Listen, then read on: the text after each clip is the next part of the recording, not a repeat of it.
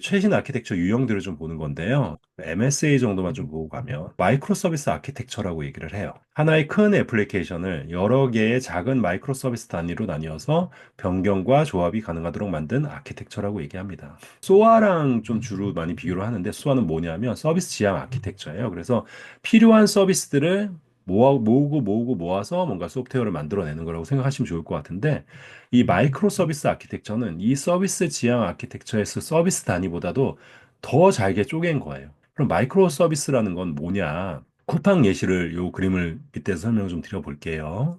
네, 이쪽은 유저 인터페이스 쪽이에요. 그래서 우리가 PC에서 쓰는 웹 클라이언트, 뭐 데스크탑, 뭐 모바일 앱 같은 것들이 있겠죠. 네, 그럼 이게 클라이언트들을 우리는 어플리케이션 뭐 사용하고 있는 거라고 얘기를 합니다. 웹이라고 하면 브라우저에서 접근하는 거죠. 이렇게 접근을 하게 되면 API 게이트웨이라는 게 있어요. 그리고 그 밑에 단계에서 보면 마이크로 서비스라는 게 이렇게 있습니다. 자, 예전에는 어떻게 되어 있었냐면 하나의 소프트웨어가 서버 안에 그냥 통째로 다 들어가 있었어요. 이렇게. 이걸 모놀리식이라고 얘기해요. 그러다 보니 여기는 이제 여러 가지 기능들이 있는데 쿠팡 기준으로 보면 쿠팡 홈 있고 쿠팡 상품 리스트, 상품 상세, 주문 장바구니, 결제 뭐 이런 여러 기능들이 다 어디에 들어가 있다? 하나의 서버 안에 다 들어가 있었단 말이에요. 그래서 고객들은 클라이언트들이 모바일, PC 이렇게 있으면 하나의 PC에 이렇게 접근을 해서 서비스를 받았어요. 이렇게. 이쪽이 클라이언트고 이쪽이 이제 서버 부문입니다. 근데 그러다 보니까 어떤 고객은 홈 쪽을 이용하고 있고 어떤 고객은 결제를 이용하고 있고 뭐 이렇게 다양하게 이제 서비스를 이용하게 되는데 주문이 많이 문제가 생겼다고 할게요. 장애가 일어나서. 그럼 이럴 경우에는 어때요? 전체 서비스가 다 다운되잖아요. 그쵸? 그래서 사람들이 이렇게 생각을 한 거예요. 아, 이렇게 부하가 어떤 하나의 기능 때문에 이 전체 서비스가 멈추는 건 되게 위험하다. 그러면 이걸 서비스를 좀 떼내볼까? 좀 부하가 큰 거부터 해서 시작을 한 게 뭐냐면 마이크로 서비스의 시작을, 이렇게 시작을 한 겁니다. 아, 저기서 일단 주문만 떼내보자, 주문만. 이쪽이 조금 사람들이 많이 몰리고, 부하도 좀 큰 것 같아. 주문만 떼서 다른 서버에다가 담아놓자. 그래서 원래는 평소에는 홈이나 아니면 장바구니나 상세 이런 거 사용할 때는 그냥 이 서버 쓰세요. A 서버 쓰세요. 네, 그럼 이쪽으로 다 접근하는 거예요, 그 사람들은. 그런데 주문을 할 때는 다른 서버에 접근을 해가지고 처리하도록 하자. 왜? 얘 때문에 다 죽을 수 없으니까. 그래서 그러다 보니까 주문만 할 게 아니라 뭐 여기에 홈 이런 것도 떼우면 되는 거 아니야? 홈만 떼와 아니면 상품 리스트, 장바구니 뭐 이런 식으로 기능별로 다 떼내오기 시작한 거예요. 하나에 물려 있던 걸. 요 단위, 요 단위, 요 단위를 뭐라고 한다? 마이크로 서비스 단위라고 얘기해요. 그럼 어때요? 어떤 사용자의 요청이 있을 때 이 사용자의 요청에 맞춰서 그 서버에 이렇게 안내를 해줘야 되잖아요. 홈 필요하면 홈 쪽으로 안내를 해주고, 주문이 필요하면 주문 쪽으로 안내를 해주고. 예전에 그런 게 필요 없었죠. 한 대밖에 없었으니까. 근데 지금은 쪼개져 있으니까, 지금 제가 5개 했지만 이거보다 더 많을 수도 있잖아요. 네, 그러면 이거를 적절하게 이렇게 안내를 해줘야 되는 게 필요한데, 그게 뭐다? API 게이트웨이입니다. 요청이 들어오면 얘는 뭐예요?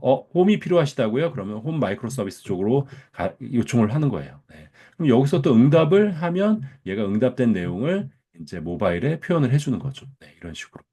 예전에는 이게 한 통이었단 말이에요, 한 통. 그러니까 API 게이트웨이 같은 것들이 필요 없죠. 네, 뭐 길이 하나인데 뭐 어디로 가나 다 얘로 가는데 뭐 이렇게 필요 없었죠. 하지만 얘는 지금 이렇게 쪼개지다 보니까 이제 API 게이트웨이 같은 것들이 필요했고요. 마이크로 서비스의 장점은 기능 서로 간에 디펜던시가 없다. 이 서버가 죽었어요, 지금.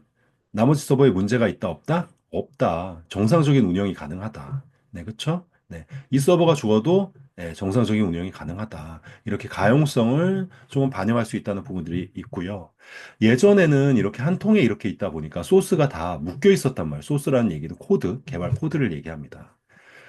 이게 다 묶여 있었단 말이에요. 그러다 보니까 여기 조금 수정하면 뭐예요? 전체 코드가 한 번에 다 같이 나가야 돼요. 작게 하나 막 다 같이 나가야 돼. 코드가 묶여 있으니까. 그러니까 마치 한 200페이지 정도 된 책이 있다고 할게요. 파일이야. 네, 그럼 어때요? 여기 조금 하나 바꿨는데 전체 페이지가 어때요? 파일 하나니까 다 같이 나가야 돼. 이해가 되실까요? 근데 이거를 너무 무식한 방법이야. 페이지 단위로 나눠. 어. 페이지 단위로. 네. 그러면 1페이지에서 한 200페이지까지가 있겠죠. 그러면 뭐예요? 여기 수정이 되면 1페이지만 나가면 되잖아요. 수정을 해가지고. 이렇게 하게 된 게 마이크로 서비스의 이제 두 번째 장점입니다. 그래서 배포를 빠르고 용이하게 할 수 있다. 두 번째, 장애의 디펜던시를 낮췄다라는 부분이 이제 장점이라고 봐주시면 좋을 것 같아요. 그리고 세 번째는 개발할 때 이 언어들이 있어요. 네, 언어들이 파이썬, PHP, 자바, 그리고 요 밑에 보면은 DBMS예요, DBMS. 이런 것들이 한 통에 있으면 어떨까요? 예전처럼 방을 같이 쓰면 언어도 같은 걸 써야 돼요. 자바로 쓰던지 파이썬으로 쓰던지. DBMS도 하나를 써야 돼요. 그냥 NoSQL. 왜 그러면 형식을 맞춰야 되니까. 그런데 이게 이렇게 쪼개놓으면 어떤 장점이 있다? 난 그냥 내 마음대로 쓸래. 내 우리 기능에 최적화되어 있는 환경을 구성해서 쓸 수가 있는 거죠, 이렇게. 그걸 뭐라고 한다? 폴리글랏 프로그래밍이라고 얘기를 합니다. 네, 폴리글랏, 다양성을 존중하는 프로그래밍이라고 얘기를 해요. 그래서 마이크로 서비스를 제가 한 큰 관점에서 좀 나눠드렸는데, 한 통에 있던 걸 결국에는 요거를 배포와 그리고 장애에 대한 가용성과 그리고 기능의 최적화를 위해서 나눠서 쓰기 시작했는데 그게 MSA다라고 봐주시면 좋을 것 같습니다. 그래서 MSA는 가장 먼저 아셔야 되는 게 이 MSA는 어떤 차이가 있냐? 네, 제가 지금 다 설명을 다 드린 거죠. 잘 이해가 안 가면 책 한 권이라고 생각하시면 될 것 같아요. 책. 네, 이거를 페이지 단위로 나눴다. 네, 이렇게 페이지 단위로 나눠가지고 수정할 거 있으면 1페이지 수정, 1페이지만 나가면 된다. 수시로 나갈 수 있는 거죠, 이렇게. 네, 배포를. 지금 이걸 수정하려고 하면, 네, 여기 수정하더라도 파일 전체가 다 나같이 나가야 되고, 혹은 아니면 수정되는 애들이 이런 식으로 뭐, 이렇게 있을 거잖아요. 그럼 얘네들 테스트가 끝날 때까지 같이 기다려야 돼. 나는 정말 사소하게 텍스트 하나만 바꿨는데, 텍스트 하나만 바꿨다고 먼저 나갈 수 없잖아요. 얘네들 테스트가 아직 안 끝났는데, 나머지 애들이. 그럼 이 테스트가 하는 게 예컨대 한 일주일이 걸려요. 그럼 나는 지금 당장 텍스트 하나 바꿔가지고 지금 빨리 보여줘야 되는데. 네, 그래서 쪼개서 쓰면 그냥 1페이지면 1페이지 수정해서 얘만 따로 배포해도 되니까. 그러면 MSA의 정말 핵심적인 것들은 다 알고 되신 것 같고요. 여기에 이제 서비스 메쉬, 사가 패턴, 서킷 브레이커는 장애에 대한 서로 간의 이제 디펜던시를 끊기 위한 부분인데요. 이런 것들은 이제 심화 가셔서 조금 좀 보시면 될 것 같아요. 지금 MSA의 핵심은 좀 이해하셨으면 그걸로 괜찮을 것 같습니다.